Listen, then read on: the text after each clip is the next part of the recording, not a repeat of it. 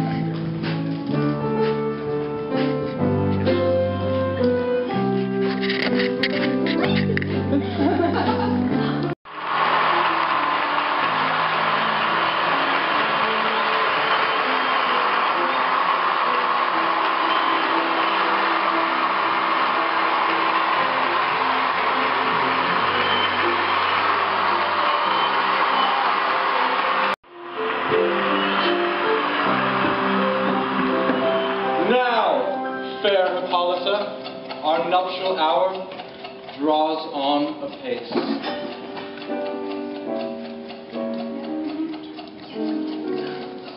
4 happy days bring in another moon.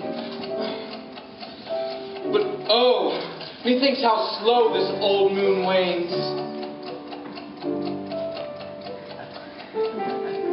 She lingers my desires. 4 days will quickly bring us all to night. 4 nights will quickly dream away the time. And then the moon, like a silver bow, new bent in heaven, will restore the night of our solemnities. Philostrates, go, stir up the Athenian youth to merriment, awake the pert and nimble spirit of mirth, turn melancholy forth to funerals. The pale companion is not for our pomp. Hippolyta, I wooed thee with my sword, and I won thy love doing thee injuries, but I shall wed thee in another key, with pomp, with triumph, and with reveling.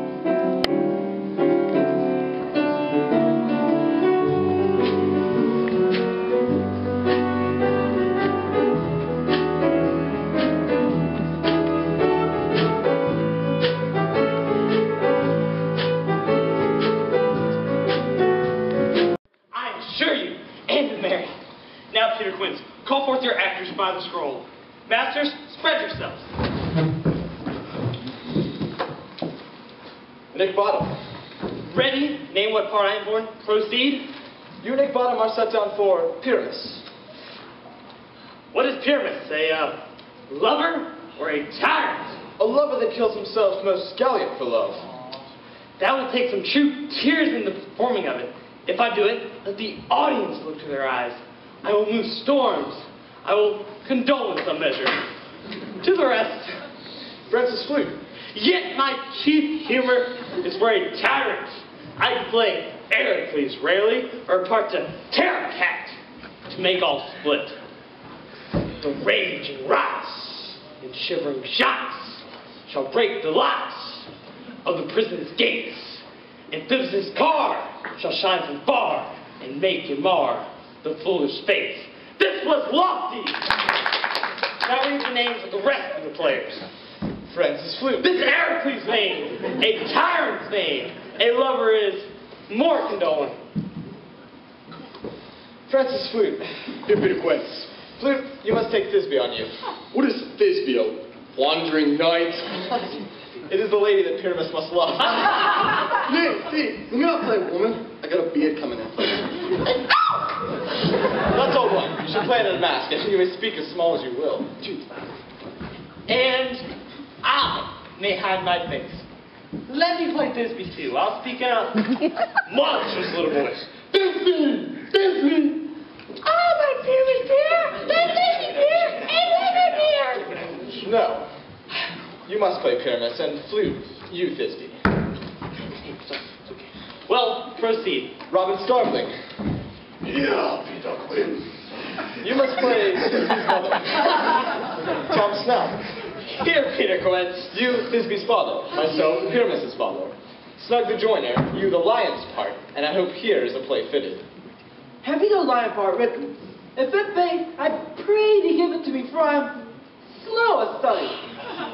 You may do it extempore, for it's nothing but roaring.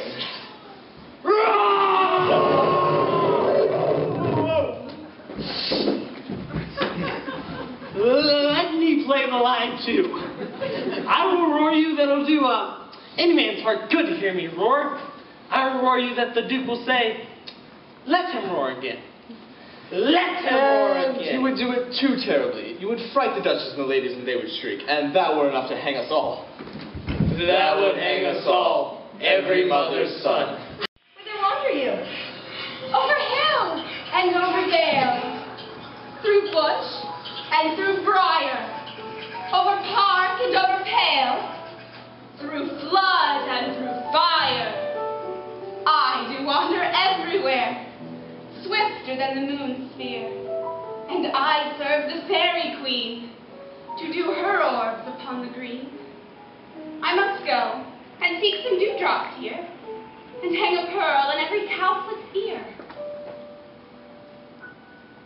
Farewell, thou lob of spirits, I'll be gone. My queen and all her elves come here anon. The king does not keep his revels here tonight. Take heed, the queen does not come within his sight, for Oberon is passing spell and wrath, because that she, as her attendant hath, a lovely boy stolen from an Indian king. She never had so sweet a changeling, and jealous Oberon would have that child, knighted his train to trace the forest wild. But she perforce withholds that boy, crowns him with flowers, and makes him all her joy. And now they never meet in grove nor green, in fountain clear or spangled starlight sheen, but they do square, and all their elves for fear creep into acorn cups and hide them there. Even a knavish sprite called Robin Goodfellow. Are you not she who frightens the maidens of the villagery, misleads night wanderers, laughing at her heart? Those that hobgoblin call you, and sweet Puck. You do their work, and they shall have good luck. Are you not she? Thou speakest aright. I am that merry wanderer of the night. I jest to Oberon and make him smile, while I fatten beef and horse beguile. Nay, in likeness of a filly foal. But room, fairy, here comes Oberon. And here my mistress. Oh, would that he were gone. Ill met by moonlight, proud Titania. What, jealous? Oberon? Fairy. Wanton, am I not thy lord? Then I must be thy lady. But I know that thou hast stolen away from fairyland in the shape of corn, sat all day, playing on pipes of corn and versing love to amorous Philida. Why art thou here, come from the farthest steep of India? But that, forsooth, the bouncing Amazon, your buskin mistress and your warrior love, to Theseus must be wedded. And you come to give their bed joy and prosperity? How can thou thus for shame, Titania, glance at my credit with Hippolyta, knowing I know thy love to Theseus?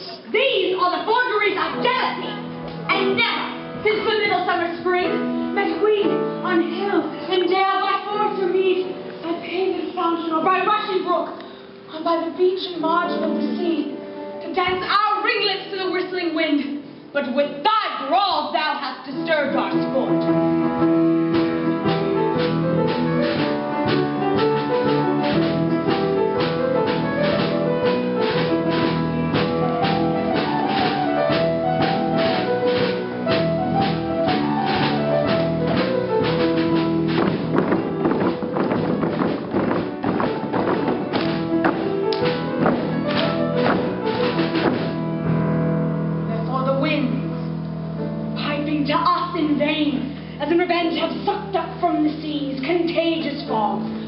falling in the land hath every pelting river made so proud that they have overborne their continents. The ox hath stretched his yoke in vain. The plowman lost his sweat, and the green corn hath rotted ere his youth attained a beard. Therefore the moon, the governess of floods, pale in her anger, washes all the air that rheumatic diseases do abound. And thorough this temperature, we see the seasons alter. The spring, the summer, the tall and long, the angry winter, change their one's liberty. And the world's weather increase now knows not which is which. And this same party of evil comes from our debate, our descendants. We are their parents and their originals. Do you amend it, then? It lies in you. Why should Titania cross her Oberon? I do but beg a little changeling boy to be my henchman. Set your heart at rest. The fairyland buys not the child of me. His mother was a votress of my order, and in the spiced Indian air by night, full often has she gossiped by my side. And he sat with me on Neptune's yellow sands, marking the embarking traders on the flood. When we have laughed to see the sails conceive, and girls big-bellied with the wanton wind. And she, following with pretty and swimming gait, would fetch me trifles and return again, as if from a voyage rich with merchandise. But she, being mortal, Ere he do leave this grove, thou shalt fight him, and he shall seek thy love. Welcome, wanderer. Hast thou the flower there? Aye, there it is.